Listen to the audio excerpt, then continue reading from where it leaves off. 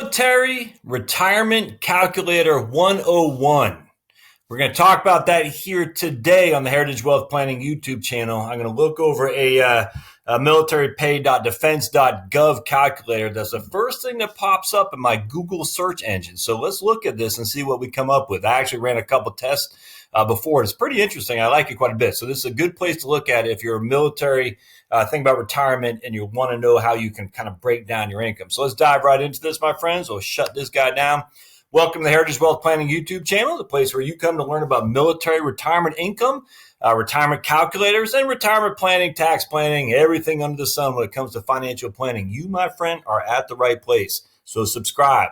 On the bottom right down there, I can't remember if it's down there or down there, there's a tiny little button that says subscribe. So hit that guy and then hit the bell to be notified for future content, because we do lots of videos. All right, so let's dive right into this. So actually, what I'm going to do is I'm going to go to Google, and I'm going to show you, we're going to go to, if I can get Google, military retirement calculator right there. So the first thing that pops up under military retirement calculator is the military compensation calculator, active duty retirement, high 3, the whole thing. So this is this guy right here, and this will pop up, and we're going to start with this one. So it gives us a couple. Yeah, so this is it gives us a couple templates here. So please adjust. Actually, some guy was telling me he's saying I can make this bigger. That doesn't do a whole lot. Bear with me just a second. One of my subscribers, nice guy, Joel from Florida. So Joel from Florida was telling me, yeah, that might be, all right, sweet. There we go. That's going to work much, much better. Let's get out of that. I don't like the full screen like that, but that's okay. All right, so anyway, so it's Joel from Florida. Appreciate your heads up there. That's fantastic. So now you can see us a little bit better. All right, so we got a couple things. So the template, the default, I should say, please adjust each of the factors to suit your situation. And they do have the BRS, blended retirement system here. I'll probably run through that some other time. Here I want to do a quick and easy tutorial. You're going to retire in 2018. You got 20 years of service. You're an E8. And so if those of you in the Army, we know that's a master sergeant or a first sergeant. Remember the old Army commercials, be all you can be? And they had the guy drinking a cup of coffee out of a canteen and said, hey, first sergeant, good morning, because they already did more before 9 a.m. than you did all day. I always remember that. Man, I used to love football, watching football. Just those Army commercials came on all the time. They didn't do anything for me, even though I did go ultimately into the Army. But I just, part of my childhood was seeing those Army commercials. Be all you can be, something, something in the Army. All right. Now, they do have you a default tax rate of 28%. So I'm not a fan of that. We're going to have you a default tax rate of 12%. First of all, there is no 28% tax bracket anymore. And that's just going to be too high. So I'm going to change that, and you probably should, because if you don't, we'll crunch a couple numbers here. All right, so remember, you're an E8 retiring at 20 years. Probably we'll just use that for the time being. Let's hit calculate and see where we come up with.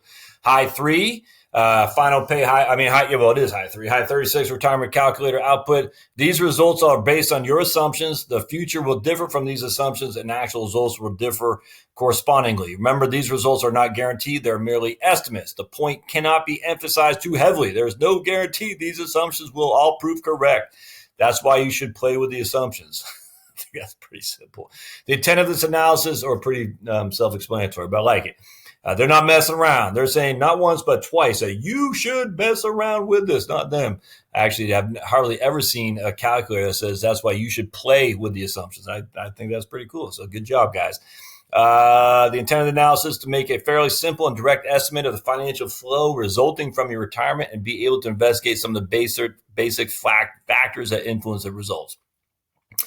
All right, so your years of service, 2018, we're retiring at 20 years in. We're in E8, economic factors, anticipated annual active duty pay raise, 2.1%, tax rate, 12%. All right, so the following table displays before tax monthly, annual, and cumulative retired pay. And the second shows, number 2 shows after tax. So let's look at this. So year 1, we got monthly pay of $2,504, which would be $30,000. And again, remember, that's as of a E8 right now with 20 years in. And I guess they'll show us what they think the E8 salary was, I believe. We'll go into that a little bit more. So they're going to say before taxes, your monthly pension is $2,500, and cumulative. Let's see, that's before taxes.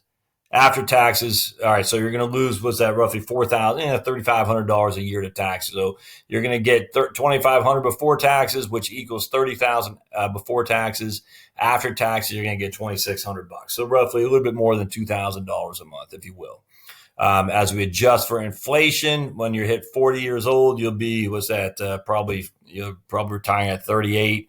You'll be 78 years old. You get $5,600 a month, or $67,000 a year before taxes, and $59,000 a year after taxes. Now, I do want to point out, remember, military people pay into Social Security. All right, so don't overlook that. A lot of people think military does not pay into Social Security. Yes, it does. How do you know? Because you can look at your LES.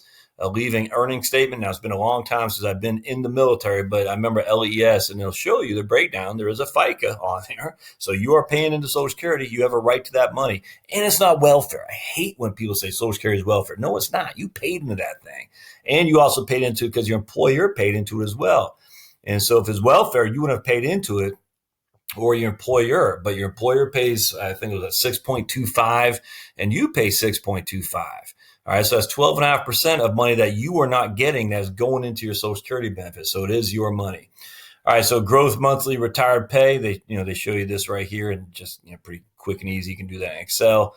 Cumulative pay right here. So they're saying gross monthly in 2053, you'll get $5,000 a month, 51.55, and here's your cumulative. All right, so you can see the taxes are breaking down. And then they just do it year over year over year. So that's good. I mean, they're giving you an adjustment each year with inflation, and you can see that. So nothing fancy there. I like that. I do want to show you the difference. So remember, if we're going to year one, the difference between the 12% tax bracket and a 28% tax bracket, we're going to lose $3,500 a month in taxes. So we'll go from $30,000 to $26,500 roughly in taxes. Now, if we go to a 28% tax bracket, which is the default, is going to be pretty significantly much lower, actually. So let's go here, and we're going to go down to right there. We go down to $2,100 a tax, so we lose $8,400 a month. I mean, that's we lost 35. That's almost triple. All right, so that's a big deal, my friends. And so if you're using a default of 28%, you could be you're underwhelming yourself in terms of your reality when it comes to your retirement income that you have from your pension. Now, if we change this to, let's say, 25 years in service, we're still in E8. I want to go back to 12. And they're running the numbers here. I mean, they know what an E8 is pay. All right, so we don't have to put that in. They know, which is nice. That's why, because you go to the military government website, they know exactly what an E8 with 25 years is getting. That's what makes it pretty sweet. And they're using the 2.1% inflation adjustment. So now we're 25 years in. We're still in E8. Your monthly pay here is $3,400. So an annual pay of $41,000 is an annual pay after taxes. So you basically have $3,000 a month. So before, so this kind of like goes to Social Security. Before is roughly $2,200 a month. Here's about $3,000 a month. So the question is, as an EA at 20, should you stay in? Let's just say you're not going to become a sergeant major. You're going to be stuck as a first sergeant or stuck as a master sergeant. Should you stay in for another 5? Well, I mean, the facts are, every year you stay, if you stay in for another 5, you're going to increase your monthly pay by, let's say, about $1,200 a month. And so now you're 40, you'll get out. I had you get out at 38 because you went in as an E1 at 18. Now you're 43 and you have an extra $1,200 a month. I mean, that's, I would say that might not be a bad deal. That's an extra $12,000 a year. Now, if we look at it, extra $12,000 a year, and you had to stay in, let's just say, an infantry unit and do all that walking and whatnot, humping through the woods and humping through the desert, it's an extra $12,000 a year, and you're working. I'm just going to use a flat, 2,080 hours. That's going to give you, that's basically $5.76 an hour for that 1 year of labor. All right. So again, we're getting an extra $12,000 a year in year one. Divide that by 2080 for the number of hours you work in a 40-hour work week. I absolutely get it's not a very good comparison simply because you work more than 4. I get that. And on top of that, it's not going to be 12,000 a year extra for 1 year. It'll be for many, many cumulative years. I get that too. But at the end of the day, you are going to work an extra 5 years to get that extra 12,000 a year. So in fact, what you'd have to do is you say, all right, if I work an extra 5 years for $12,000 a year more, that first year, say we take 2,080 times 5. So that first year, I'll have worked an extra 10,400 hours. All right, so we take 12,000 for that first year that I retired, divide by 10,400 hours, and now it's $1.15 an hour. Does that make sense? Now, if I die the following year, I'll have made an extra 24,000, and I've worked an extra 10,400 hours. So now it's $2.30 an hour. Maybe one of these days I'll do a calculation. I think that actually probably a pretty good idea, where I say if you work an extra 5 years and you get an extra $12,000 a year, an extra $1,000 a month, your average dollar that you make, your how much you make per hour of work is $1.15 in year one, $8.95 in year 10, and $15 in year 15 or something like that. I'll have to do the calculation. I think that'll actually be very helpful to see if people should stay an extra 5 or if they should get out. I think that actually I will do that. As a matter of fact, I think that'll be pretty interesting. Maybe I'll even do that today. All right, so I'm a fan. This is pretty good. Active duty retirement, reserve retirement. I'm not even sure what these are. RMC retirement, retired military regular military compensation. Some of basic pay, average basic allowance. Okay, so I'm not familiar with that or at all. Family size. Okay, so that's interesting. Maybe I can learn into a little bit about that. SCAADL, disabled daily.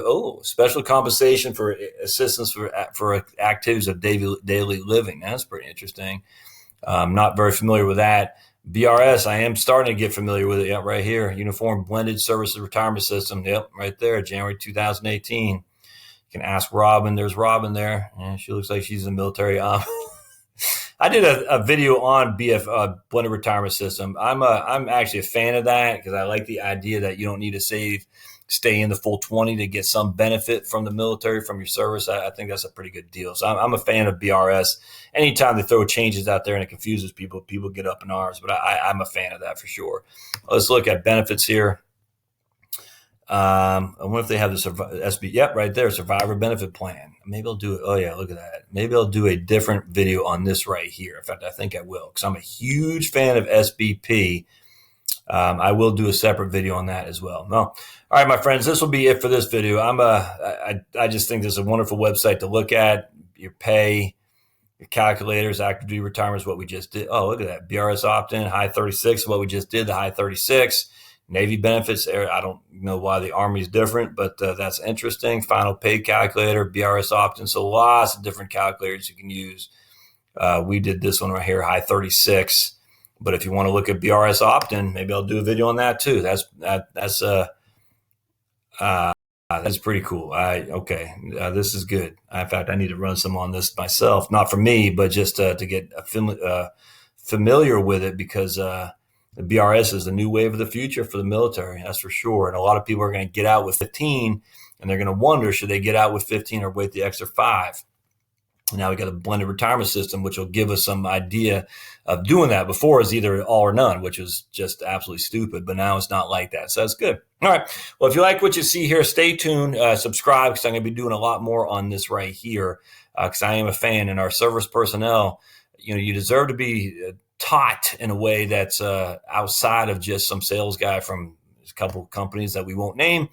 But you definitely deserve to be taught some information. And frankly, if you have knowledge on this stuff and you want to share it with my audience, I have almost 5,000 subscribers. Many are veterans or are active duty. By all means, put comments down there below. Link to your page if you got a YouTube page or a blog or something like that. There are lots of guys and ladies doing great stuff. So, hey, man, link below. I think it's important for people to understand what their benefits are. Just to give you an example, again, when I got out, here's my hearing aids. So when I got out of the military, I did not file a claim on, I don't know if it goes under DD-214 when the ETS, I was in a enlisted manual, ETS, enlisted terminate status. And I didn't do that. I just, even though I had a hearing problem back then, I just want to get the heck out of Dodge. So I turned all my stuff to the quartermaster. I didn't file a claim. And, lo and behold, I got pretty severe damage to my hearing. This is, almost 30, I guess it's 30 years, 26 years from now, before. And so these suckers cost, I got to pay for my own. And that's, between $2,000 to $5,000, depending on what kind you get. And so if I would have filed some kind of claim with the VA, I would probably be able to get those puppies for free, but I didn't do it. And that's too bad. So if anything, my friends, that you can help with people who are thinking about separating from service, I don't know how it works for Officer Corps. I imagine for an officer, they got a lot more white glove treatment in terms of knowing the rules. The enlisted guy, especially in the infantry, there wasn't. It's just go turn your stuff in and sign the dotted line, and you're ready to rock and roll. So the help will always be needed by some of the enlisted guys out there. So don't hesitate at all to provide them some info. All right, my friends, subscribe, comments, thumbs up, all that stuff helps. The blog is heritagewealthplanning.com, heritagewealthplanning.com. Go there, and we'll see you next time. Thanks now.